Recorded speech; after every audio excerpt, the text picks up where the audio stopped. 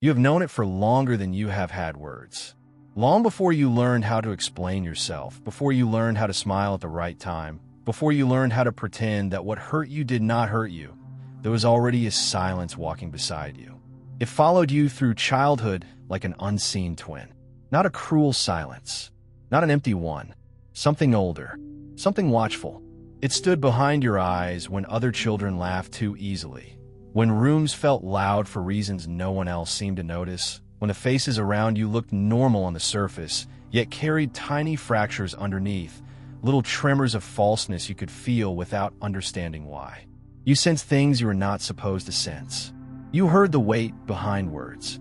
You felt the mood in a room before anyone spoke. You could tell when a smile was real and when it was only arranged like furniture. You noticed how people changed when they wanted approval, how they bent themselves into shapes that were rewarded, how quickly truth was traded for belonging. And though you may have been too young to name it, something in you recoiled. Not because you believe yourself better, because you could not make peace with the performance. Even then, some hidden chamber within you refused to kneel before what was false. This is where the old ones would have recognized the mark. Not a mark on the skin, but in the soul. A pattern, a remembrance. The first sign that you were born carrying more than one life's worth of listening. There are teachings that say the soul arrives blank, that it enters the world clean as untouched sand. But there are older teachings, buried beneath temple stone and sealed inside the hush of moonlit sanctuaries, that whisper otherwise. They speak of memory that survives the body. Not memory of names and streets and ordinary events, but deeper memory. A recognition without language. A sacred unease. A feeling of having fallen into a world whose rules do not quite match the laws written in your bones. That feeling was not madness. It was not weakness. It was not your failure to adapt. It was the first doorway. Imagine an ancient chamber lit by oil flame. The walls are covered in symbols no ordinary mind can read. An ibis stands carved in shadow along a pillar of black stone. The air smells of dust, cedar, and something metallic like the memory of lightning. At the center lies a tablet of green-black stone, polished by centuries of hidden hands. And somewhere in that stillness, beyond the reach of time, a presence waits. Not as a god thundering from the heavens, but as an intelligence that has watched the rise and collapse of countless masks. The keeper of measure, the scribe of what is true, the witness who does not sleep. Thoth, not merely a figure from story, not merely a name from the ruins, but a principle, a living symbol of sacred order, of language before corruption, of wisdom that remembers what the world asks you to forget. He belongs to thresholds, to the places between sound and silence, life and death, self and shadow. And if you have always felt that you were standing near some hidden threshold while others rushed comfortably through the marketplace of ordinary life, then you have already felt his domain without knowing his name. Because there are souls who come here to participate, and there are souls who come here to remember. The second kind rarely has an easy beginning. You may have wondered why your early years carry that strange ache of separation, why joy often came braided with distance, why even in company you could feel alone in a way that had nothing to do with the number of people around you. But loneliness is not always the absence of love. Sometimes it is the soul's refusal to fully merge with a reality built on forgetting. Sometimes it is the price of perceiving too much before you are strong enough to understand what you perceive. You saw the hidden currents. You noticed the cruelty hidden inside jokes, the fear inside authority, the sadness inside ambition, the desperate hunger beneath people's need to be admired. You learned very early that many are not living from the center of themselves. They're living from costumes stitched by fear. And perhaps without knowing why, this made you tired. It made you withdraw. It made you feel old in places where you were supposed to feel young. There's a burden in awareness. No one tells you that when you are a child. They tell you sensitivity is overreaction. They tell you your imagination is too intense. They tell you to stop thinking so much, to stop asking strange questions, to stop staring into things. But the deeper truth is more unsettling. You were not staring too hard. You were seeing what others survive by ignoring. And because you were seeing it, you were forced into an early meeting with exile. Not always dramatic exile, often a quiet one. The feeling of being slightly misplaced in your own life. The feeling of entering conversations a few steps late because part of you was still listening to what had not been said. The feeling that your real thoughts would not fit inside the available language. So you learn to conceal certain parts of yourself. You learn the ancient art of selective visibility. You let the world meet fragments. You let them know the manageable version. But beneath that adaptation, something in you remained unclaimed. That unclaimed part is where the mystery began. Remember the silence that followed you as a child. It was there in the moments after disappointment, in the strange stillness after being misunderstood, in the evenings when the sky darkened and you felt something in your chest grow wide and wordless, as if the night itself knew you.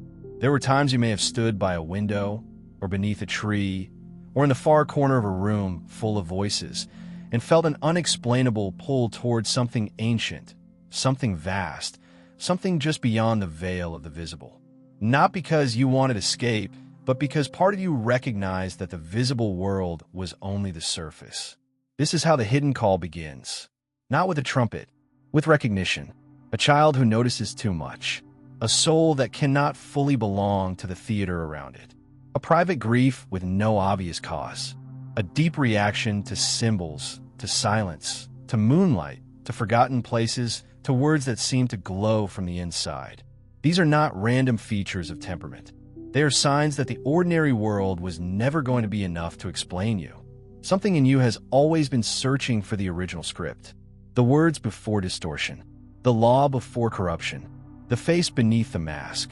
And somewhere behind all of this, quiet as desert wind moving through stone corridors, the ancient witness has been waiting. Watching not the loud ones, not the ones most praised by the world, but the silent ones, the ones who flinch when truth is bent, the ones who carry a sorrow they did not earn in this lifetime alone, the ones who have always felt that they arrived here, remembering too much and understanding too little. You were never empty. You were crowded with echoes, and the silence that walked beside you was never there to punish you. It was there to prepare you, to keep you from dissolving completely into the false order of things, to protect a hidden chamber inside you until the hour came when you could enter it consciously, until the forgotten symbols began to stir, until the name of the keeper rose from the dark waters of memory. That hour does not begin with certainty. It begins when you finally dare to ask why you never belonged. And somewhere, in the still chamber beyond the noise of the world, something ancient opens its eyes. Somewhere beyond the reach of ordinary sight, where the desert night presses its cool hand against the stones of forgotten temples, there is a watcher who does not mistake noise for life. He does not turn toward the loudest voice. He does not bow to crowns, applause, or polished appearances. He turns toward what remains still under pressure. He turns toward the one who noticed too much too early. He turns toward the soul that stood at the edge of the world and could not pretend the edge was not there. This is how Thoth finds you. Not through performance, but through recognition. Not because you announce yourself, but because something in you remained unclaimed by the theater of the crowd. Remember the silence that followed you as a child. It was never empty. It was observational. It was measuring. While others learned how to belong by imitation, you were learning another law entirely. You were learning the belonging purchased at the price of truth leaves a wound. You were learning that the world rewards masks long before it rewards essence. And because you felt that wound each time you tried to make yourself smaller, simpler, easier to digest, something in you resisted. Even when you surrendered outwardly, even when you played the role required to pass safely through certain rooms, there remained a deeper refusal. A hidden witness within you kept taking notes.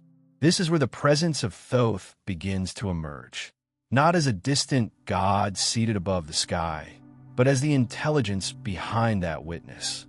The scribe of divine law, the keeper of sacred proportion, the one who records what is said, what is done, what is hidden, and what is betrayed in silence.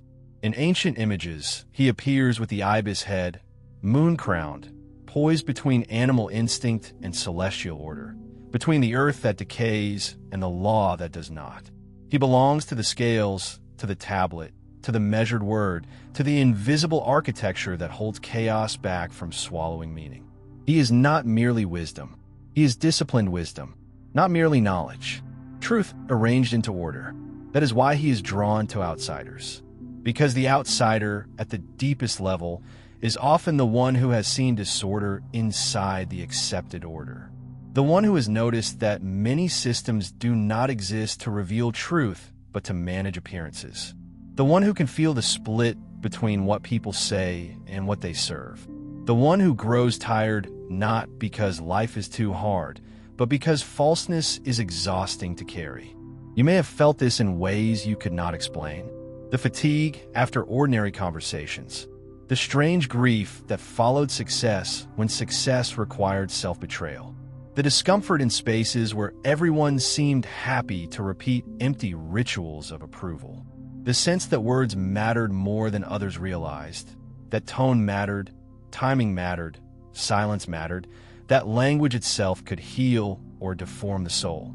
While others spoke carelessly, you felt the aftertaste of speech. While others laughed things away, you felt the hidden blade inside the joke. While others adjusted themselves to fit the room, you stood inwardly still, measuring the cost. This sensitivity was never accidental. Thoth is the keeper of sacred language because language shapes reality. The false word bends the inner world out of alignment. The true word restores proportion. And those who belong to his current, whether they know it or not, often suffer intensely in places where language has been emptied of soul. They hear promises that do not mean what they say. They hear praise that smells like manipulation. They hear authority speaking in borrowed symbols, demanding obedience while serving fear. They hear how the world constantly renames chains as freedom, numbness as strength, performance as identity. And because they hear it, they cannot rest inside it. This is one of the hidden burdens of awareness. You're not disturbed simply because life is painful. You are disturbed because your inner scales keep tipping whenever something false enters the chamber. The ordinary person may adapt quickly to contradiction, may learn to survive by dulling perception, may join the chorus and call it peace. But there are souls who cannot do this without losing contact with themselves. Their suffering begins the moment they start pretending not to know what they know. That is why your life may have carried so many strange forms of rejection. Not always because others hated you, often because something in them could feel that you were not fully obedient to the shared illusion. Even if you said nothing, even if you were kind, even if you tried with all your strength to blend in, your presence alone may have unsettled those who built their identity on imitation, because deep down they sense that you were listening at another depth. You were not only hearing their words, you were hearing the fracture behind the words. And people who live by mass are often disturbed by anyone whose eyes linger too long on the seams. So you learned caution. You learned how to hide your intensity beneath softness, your insight beneath restraint, your questions beneath a careful face. You learned that the world often punishes what it cannot classify. You learned that there are rooms where your honesty would be treated like violence simply because it would expose what others had agreed not to name. And yet, even in concealment, the deeper pattern did not disappear. The more you hid, the more you felt the ache of distance from your own center. The more you performed normality, the more unreal the performance became. This is the pain of outsider consciousness. It is not pride. It is not fantasy. It is the unbearable feeling of standing with one foot in the visible world and the other in a region of subtle law that most people never notice. It is seeing patterns before they become events. It is reading moods before they become actions. It is feeling the emotional weather of a room before the storm breaks.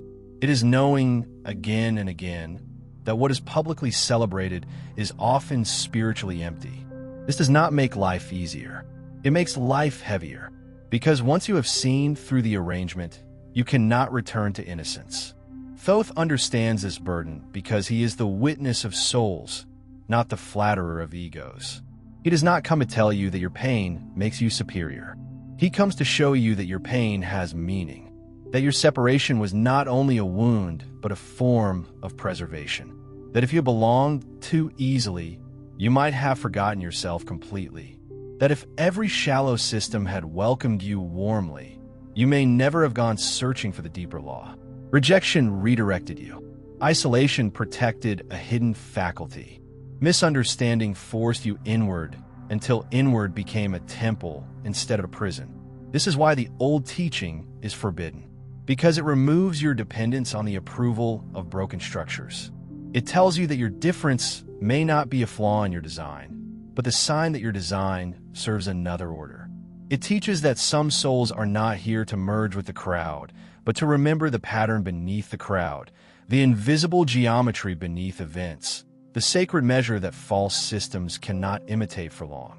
It teaches that loneliness, while painful, can become initiation when it is consciously entered. That silence, when no longer feared, becomes a scroll. That perception, when disciplined, becomes authority. And still, this recognition is only the threshold, because seeing through the world is not yet the same as seeing through yourself. The watcher has turned toward you. The moonlit scribe has marked your inward refusal. The ibis waits beside the scales. But the next revelation is more unsettling than the first, for it is one thing to discover the masks of others, and another to discover the masks you were forced to wear to survive. And when that chamber opens, even the silence changes. The most difficult masks to recognize are never the ones worn by strangers. They're the ones that grew over your own face so slowly, so carefully, that for a time you mistook them for skin. Once you have seen the false order outside you, the hidden chamber opens further and the light turns inward. This is where many turn back. This is where many decide it is easier to keep blaming the noise of the world than to examine the echo it left inside them. But Thoth is not the keeper of partial truth.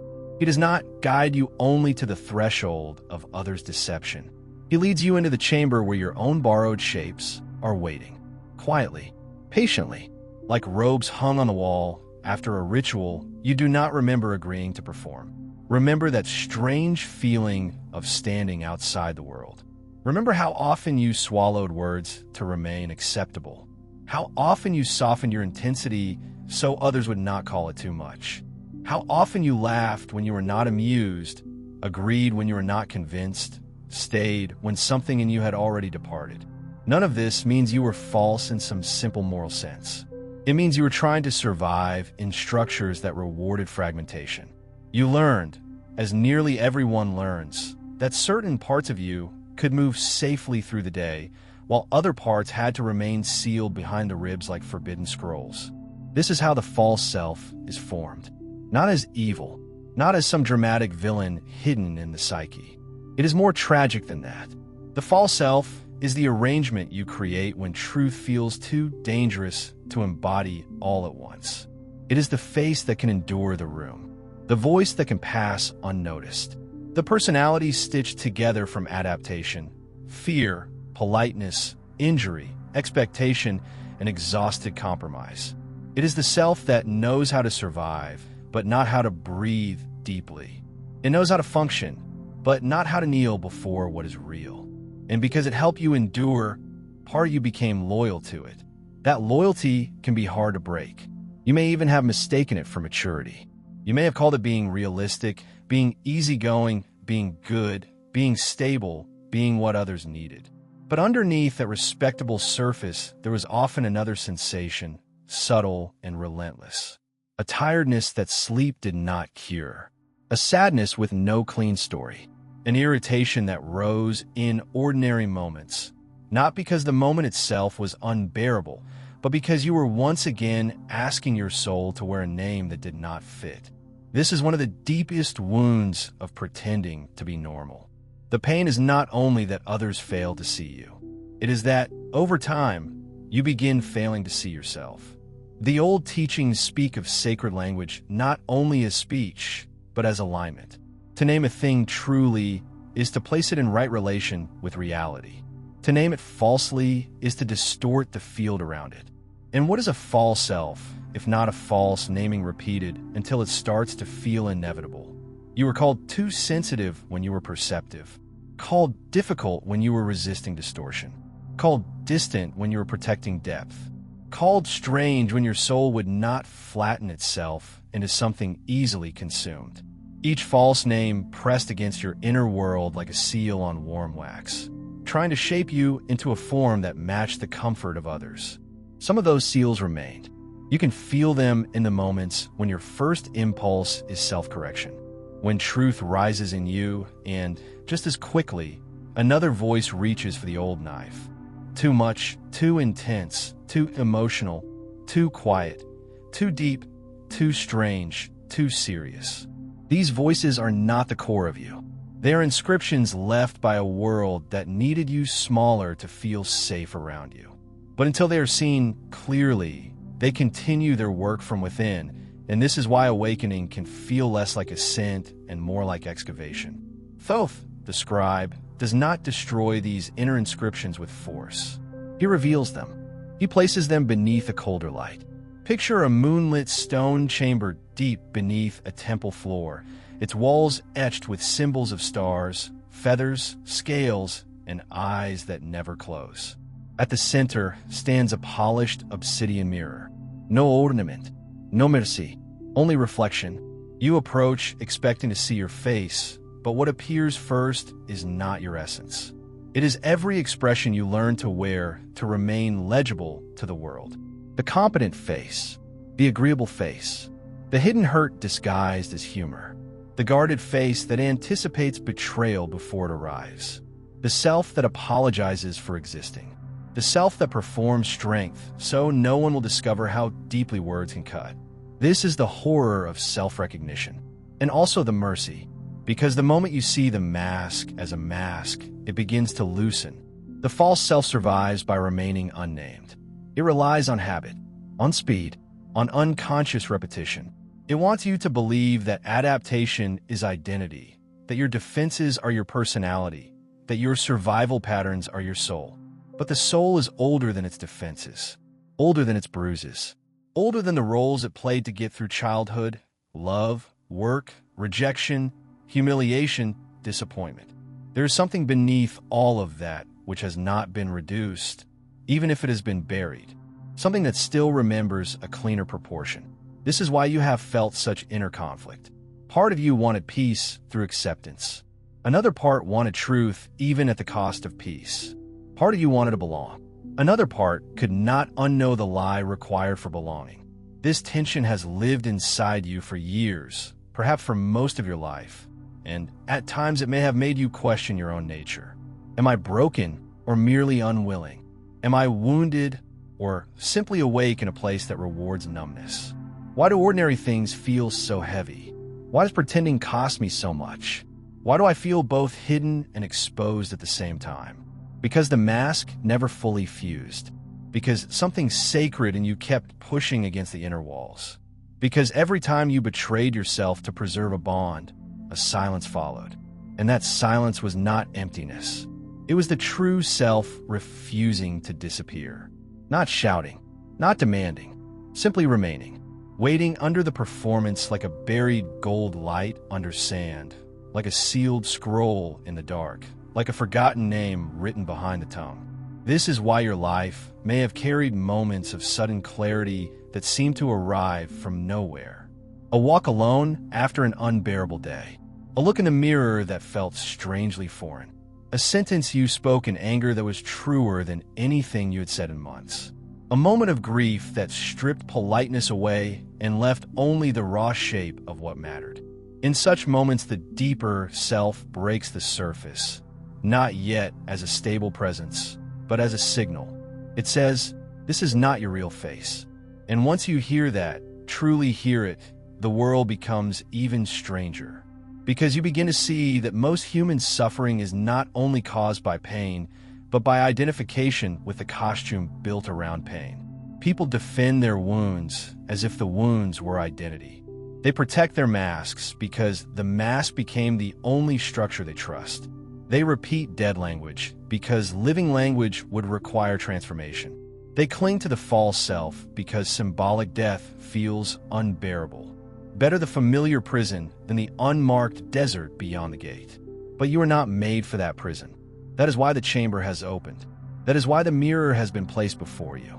That is why the old inscriptions are beginning to crack. Yet the unveiling is not gentle in the way the ego hopes. To see clearly is to lose certain shelters. To recognize the false self is to feel the grief of all the years spent serving it. To understand your masks is to mourn the innocence with which you first put them on. And grief, when it enters the temple, does not come alone.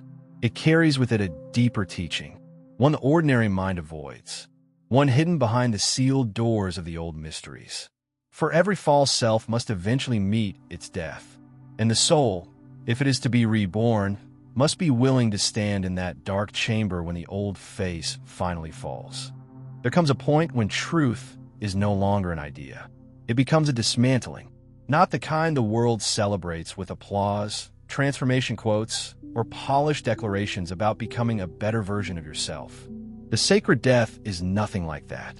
It is quieter, stranger, more merciless, and more holy. It happens when the structures that once helped you survive begin to suffocate you so completely that you can no longer call survival a life. It happens when a mask grows too heavy to lift, when the borrowed voice no longer obeys you, when the old ways of enduring suddenly feel like betrayal each time you repeat them. This is the chamber most people spend their entire lives avoiding. Because symbolic death does not flatter you. It does not ask who you wanted to become.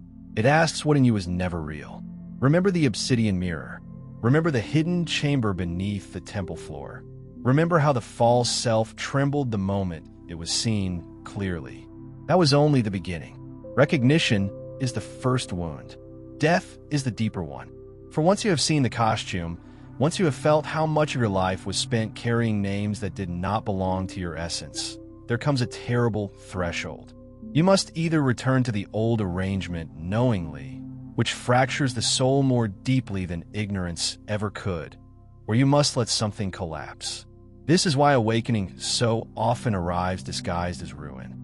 A relationship breaks, and with it the role you played inside it. A path loses meaning, and with it the image you built around competence. A belief system dries up, and with it the certainty that kept you functional. A season of exhaustion descends so heavily that even your distractions stop working. You try to return to who you were, but the mechanism fails. The old language tastes dead in your mouth. The routines that once kept you moving now feel like movements performed by someone already gone. And this is the moment when fear becomes sacred, because the part of you that is dying does not die quietly. The false self will call the process destruction. It will say you're losing yourself, when in truth you are losing the arrangement that prevented you from meeting yourself. It will say you're becoming unstable, when in truth an older foundation is being uncovered beneath the crumbling floor. It will beg you to restore the old mask, even if the mask was choking you. It will remind you of how much it protected, how many doors it opened, how much pain it helped you avoid. And some of that is true. The false self did protect you. That is what makes this death so emotionally complex. You're not only letting go of a lie, you're letting go of a protector that became a prison. There's grief in that. Real grief. Not theatrical grief. Not something to rush through with spiritual slogans. There are nights when this death feels like standing alone in a corridor of black stone while every voice you once trusted goes silent. Nights when memory returns not as comfort, but as evidence of all the moments you abandoned your own, knowing to remain loved, safe, acceptable, useful. Nights when you feel the full cost of pretending. And in those hours, the soul may wonder whether truth is worth it, whether consciousness is worth it, whether it might be easier to return to numbness and call that peace. But this is where the forbidden teaching deepens. Thoth is not only the keeper of wisdom, he is the witness of the weighing. In the old mysteries, the soul is not judged by image, it is weighed by truth. not by reputation, not by performance, not by what others believed about you. Truth, the feather and the heart, the measure and the inner substance. And whether one takes this as literal, symbolic, or both, the meaning is the same. There comes a threshold where what is false cannot pass. Whatever is borrowed, distorted, performed, or in conflict with the deepest law of your being becomes too dense to cross the gate unchanged. This is what the sacred death is. The weighing begins within you before death ever touches the body. Your heart starts to grow unbearable in the presence of falseness. Certain rooms become impossible to remain in. Certain habits begin to feel like poison. Certain words can no longer be spoken without consequence in the nervous system, in the dreams, in the silent after hours of the soul. You begin to notice that your suffering is no longer random. It becomes precise.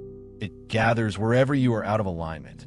Life itself starts pressing against your distortions, not to punish you, but to make continuation impossible. There is mercy in this severity. If the false self could survive forever, you might never leave it.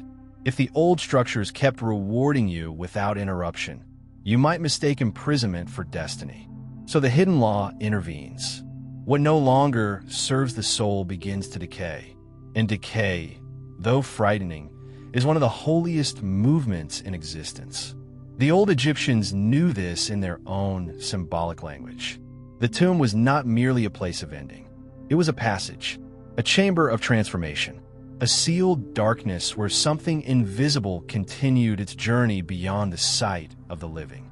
In the same way, the inner tomb appears when you can no longer continue as you were, yet cannot fully see what you are becoming. It is the season between identities, between names, between masks, between deaths. You may be there now, or you may remember such a passage already. The days when everything felt suspended, the strange emptiness after a collapse, the sense that life had removed your familiar face and left you with raw presence, with no clear script, no immediate role, no easy answer to the question of who you were. These are terrifying states for the ordinary mind because the ordinary mind depends on continuity. It wants the same mirror every morning. It wants a stable narrative. It wants assurance that the self will remain intact. But the soul is older than narrative. The soul is not afraid of metamorphosis in the way the mask is afraid. It knows that certain truths can only be born after certain identities are buried. Still, burial is cold. Burial is lonely. There may be no audience for this part of your journey. No applause for the death of illusion. No language that fully captures what it feels like to sit among the ruins of who you thought you had to be. Others may misread your withdrawal as failure, your silence as defeat, your uncertainty as weakness. They may urge you to recover quickly, to become functional again, to repair the visible structure without asking what poison lived in its foundation. But something wiser in you knows better now. Something marked by moonlight, and inner law knows that rushing this death would only condemn you to repeat it. So you remain in the chamber, with the broken names, with the loosened mask, with the exhausted protector finally lowering its hands. And slowly, almost imperceptibly, another kind of presence enters the darkness. Not yet rebirth, not yet light, only a stillness that no longer feels like abandonment. A sacred, watchful stillness. The kind that lives in sealed tombs beneath constellations. The kind that gathers when the soul has stopped bargaining with falseness and has chosen, at last, to endure the holy dismantling. This is where the hidden burden of awareness becomes initiation. Because you're no longer merely the one who sees through the lie. You are becoming the one willing to die to it. And once that willingness appears, even in trembling, even in tears, even in the blackest hour of uncertainty, the gate within the darkness begins to move. Not open, move, just enough for a stranger light to touch the floor. And now the door opens, not with thunder, not with spectacle, not with the kind of revelation the world would recognize as important. It opens the way all true things open, inwardly, silently, with the feeling that something ancient has stopped waiting and begun to return. The chamber that once felt like a tomb no longer holds only endings. The black stone has changed temperature. The silence has changed shape. The darkness that once seemed to swallow identity now begins to reveal what identity was hiding. And you understand, perhaps for the first time, that rebirth was never about becoming someone else. It was always about remembering who was buried beneath the names, the masks, the injuries, and the compromises. This is the forbidden part of the teaching, because the world can tolerate self-improvement more easily than self-remembrance. It can tolerate a stronger mask, a prettier mask, a more successful mask, a more spiritual mask. But it does not know what to do with a person who has begun withdrawing energy from false identities entirely. It does not know how to command someone who no longer confuses approval with truth. It does not know how to seduce someone who has tasted the difference between performance and essence. And that difference, once truly felt, becomes irreversible. Remember the silence that followed you as a child. Remember the strange feeling of standing outside the world. Remember the hidden door that never opened for anyone else. It opens now because you're no longer asking it to confirm the old self. You're no longer seeking sacred permission to remain divided. The soul can only return when the bargaining ends. When you stop asking whether truth can come without cost. When you stop asking whether awakening can spare the identities built on fear. When you finally understand that what was taken from you in loneliness was also given to you as space. Space to hear, space to see, space to remember. And what returns first is not certainty. It is resonance, a quiet but unmistakable recognition in the body. A sentence that lands differently, a silence that no longer feels hostile. A morning when your own reflection looks less like a stranger. A moment in conversation where you do not abandon yourself. A threshold crossed not by dramatic declaration, but by inner non-cooperation with the false. The soul does not always return in fire. Sometimes it returns like dawn entering a sealed room, revealing the shapes that were always there. This is why rebirth can feel both magnificent and subtle. Part of you expected transformation to be loud, but the deeper transformation is often almost invisible to anyone who does not know where to look. You begin speaking with less waste. You begin leaving rooms earlier, inwardly and outwardly, when truth departs them. You begin trusting the tension in your chest when something is misaligned. You begin recognizing that your sensitivity was never the problem. Your suffering came from trying to live against it. You begin seeing that the deep pattern in your life was not punishment, but design. Not an error in your nature, but a pressure toward authenticity so relentless that every false road eventually collapsed beneath you. This is the hidden mercy behind all those endings. Every rejection that redirected you. Every bond that failed because you had outgrown the role required to maintain it. Every season of not belonging. Every lonely night when you wondered whether you were simply too much for this world. It was not all noble. It was not all beautiful. Some of it broke you. Some of it scarred you. Some of it left you staring into your own depths with more questions than comfort. But even those wounds, when held in the light of deeper law, reveal another meaning. They did not only injure. They stripped away what could not travel with you. They exposed where you were still kneeling before what did not deserve reverence. They made ordinary illusions unbearable. They forced the question no shallow life can answer. Who are you when nothing borrowed remains? Thoth stands there, not as a rescuer descending to remove your burden, but as the witness to your remembrance. The scribe does not hand you a new identity. He records the restoration of right proportion. He watches as your inner language begins to cleanse itself. He watches as the fractured names lose power. He watches as the soul, once dispersed across fear and performance, starts gathering into a single center again. The ibis, the moon, the scales, the tablet, the silent stars above the temple roof, all of it points to the same truth. Sacred order is not something imposed from outside. It is something rediscovered when distortion is no longer fed. And this rediscovery changes your relationship with life, death, and rebirth completely. You begin to see that death is not only what happens at the end of the body. Death happens each time illusion loses its authority, each time a false self falls away, each time an old loyalty to suffering breaks, each time the identity shaped by fear is no longer given the throne. And rebirth is not the reward after death. It is braided into the death itself. The moment you stop defending what is unreal, something real begins breathing through the opening. That is why your life may have felt like many lives. Because in a way it has been. The child who noticed too much. The adolescent who learned to hide. The adult who grew tired of pretending.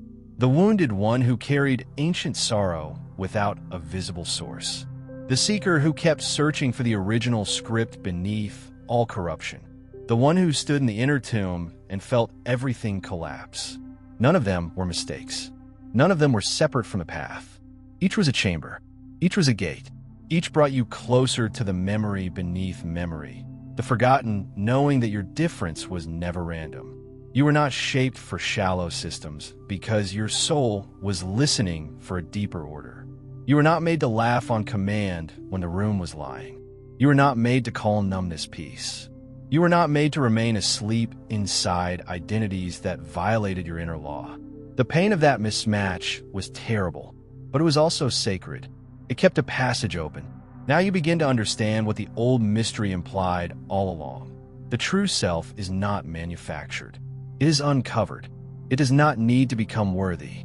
It needs to become unobstructed. Beneath the debris of adaptation, beneath the scripts given by wounded structures, beneath the names spoken over you by those who never saw clearly, there's always been a living center. Not perfect in the shallow sense, not untouched by grief, but real. And reality has a different texture from performance. It is quieter, denser, cleaner. It does not beg to be believed. It simply stands. This is inner authority, not dominance, not hardness, not a refusal to feel. Inner authority is the calm that enters when the soul no longer abandons itself to maintain access to what is misaligned. It is the ability to remain with truth even when truth costs you image, convenience, invitation, applause. It is the end of bargaining with your own knowing. It is the sacred dignity of no longer asking broken systems to tell you who you are. And from here, even death itself changes meaning. For if you have already died to illusion, then the final death is no longer the first great rupture. It becomes another threshold, another passage through a hidden door, another weighing, another unveiling. Life, then, is not the opposite of death. It is the field in which many deaths prepare the soul to meet the greater one without panic. And rebirth is not a single event. It is the rhythm of all true becoming. The universe writes it in moons, in seasons, in deserts after rain, in stars that vanish and return, in the hush before dawn, in the ibis standing at the water's edge between worlds. You have always known this somewhere. That is why false life exhausted you so deeply.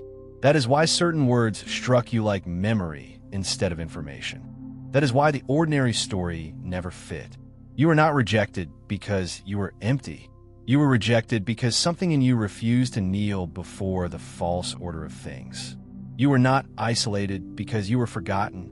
You were isolated because a deeper initiation needed silence. You were not born wrong. You were born with a memory this world could not immediately explain. And now, after the long corridor, after the mirror, after the weighing, after the sacred death, that memory begins to shine without asking permission. Not as fantasy, not as escape, as truth, the kind that does not need noise, the kind that survives the tomb, the kind that was waiting beneath you the entire time. So breathe now. Let the old names fall where they fall. Let the dead masks remain with the dead. Let the silence become what it was always meant to be. Not punishment, not emptiness, a temple. And in the stillness of that temple, under the moon of the inner sky, with a witness beside the scales and the forgotten script warming again in your chest, you do not become someone new. You return. Let that be enough. Let it be holy. Let it be the beginning that was hiding inside every ending. The night softens now. The stone chambers grow warm with a gentler light, and nothing asks anything more of you for this moment. You do not need to prove that you understood. You do not need to carry the whole mystery at once. Just rest beside it. Let it sit near you like quiet water beneath the moon. Let the old burden loosen from your shoulders. Let the hidden parts of you feel, perhaps for the first time in a long while, that they are no longer abandoned. You are never strange in the eyes of what is sacred. You are never too much for the deeper order. You are only living too long among voices that could not hear your true rhythm. Now the desert wind is softer. The stars no longer feel distant. The silence that once followed you like a question can finally rest around you like protection. Breathe slowly. Feel the weight of the day leaving your body. Feel the ancient tension ease. There is nothing to solve tonight, nothing to force, nothing to become. Only this quiet returning. Only this calm remembrance. Only this gentle truth that your soul has been carrying all along. Stay here a little longer, where the inner temple is still, where the moon keeps watch, where the hidden witness no longer feels far away. Let your mind grow spacious. Let your heart unclench. Let the mystery close around you, not as darkness, but as shelter. You have walked far enough for now. Rest in the knowledge that what is real in you is never broken. Rest in the knowledge that what is false can fall away without taking your essence with it. Rest in the knowledge that the deepest part of you already knows the way. And as the final echoes fade into peace, let yourself drift into stillness, held by the same sacred silence that once marked you, and now, at last, receives you as its own.